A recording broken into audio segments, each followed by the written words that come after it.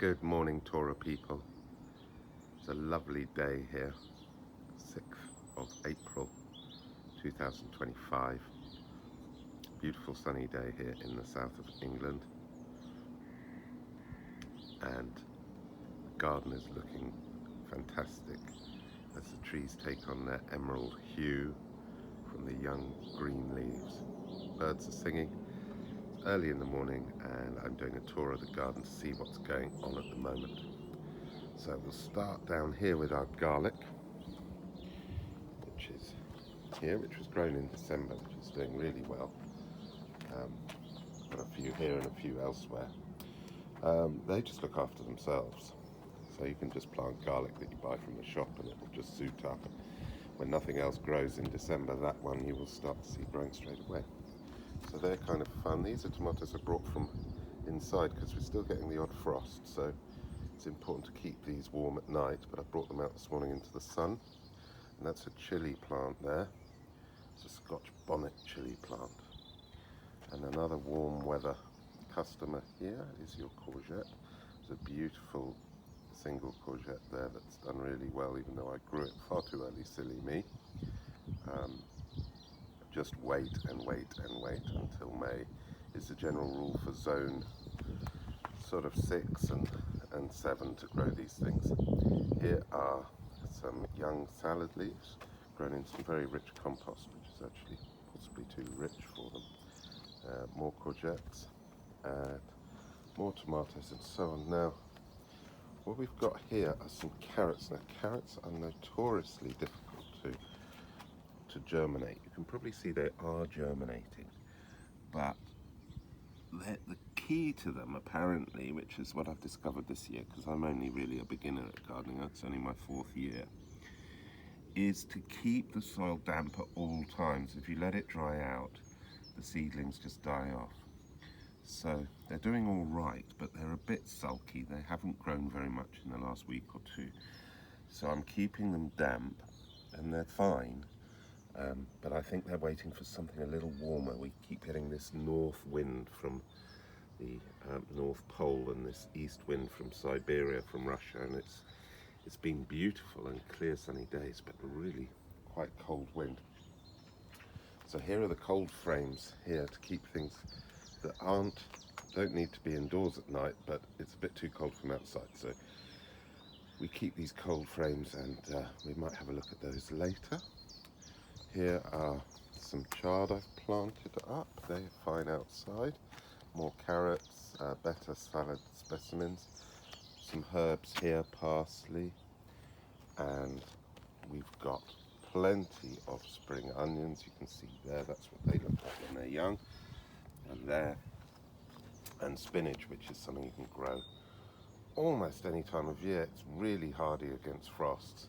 And I've got some better specimens of them here, in this bucket here, much bigger. Then I've got all my pots ready to go for things like runner beans in a month's time or so, and they're mixed with some really rich compost and some coconut coir, vermiculite, and some fine crushed straw, which keeps them aerated. It keeps the soil nice and moist. It doesn't lose all the moisture. And here I've grown some beetroot. You can probably see down here some reddish leaves, which don't look as healthy as green leaves, but I'm waiting to see what happens there. So we go downstairs or down the steps, I should say, and see what we've got going on here. We've got our broad beans, which are fantastic here, which are already flowering, you can see, and they're going to start forming beans probably in 2 or 3 weeks' time, maybe. And here are peas, which we're growing for pea shoots. We won't wait for them all to come to peas because it's a fiddly job, don't need to. Pea shoots are lovely in salads, and they're starting to grow well now. More broad beans there. More compost, green waste compost in these buckets here ready to go. And here's the straw bale. Well, actually, it's not a straw bale, it's a hay bale, which has got more food in it than straw. But some people say it attracts more slugs and snails, so don't use hay. Some say hay's better because it's got more food. You have to work it out for yourself, but we like the hay because it's nutritious and we can grow things in it. And here's the cat, Rosie, has come to join us. Hello, Rosie. So here we've got this sort of rectangle of hay all the way round, and that's got new potatoes underneath it. So for the first time we just laid the new potatoes on the ground and stuffed some hay over the top of them. Really quick and easy to do, and then we can see how it grows. And it's a lot less hassle than digging. And in fact we operate a no-dig garden here anyway. If you look up Charles Dowding, he's the expert on all things no-dig. If you're wondering what the black polythene is, it's to kill the grass so that we can put more things on there. Once the grass and the weeds have died back, then we can just plant straight on top of it with some compost, which is exactly what we've done over here, where we've got cardboard on top of the grass, then compost on top of the cardboard, and we've planted into these. Got some cabbages up here, you can see, and some wild teasel here. And they grow very tall, about 2 meters tall.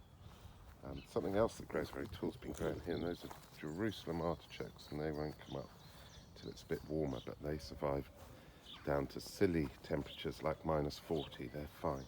Here are some nasturtium, and I've given them a wind block here because the wind comes straight up from the north there and through the garden and blows these things. So I just created a little wind block for them. They don't look too bad. Some of the broad beans, we had very low temperatures like -5 a few weeks ago, and some of the broad bean plants suffered.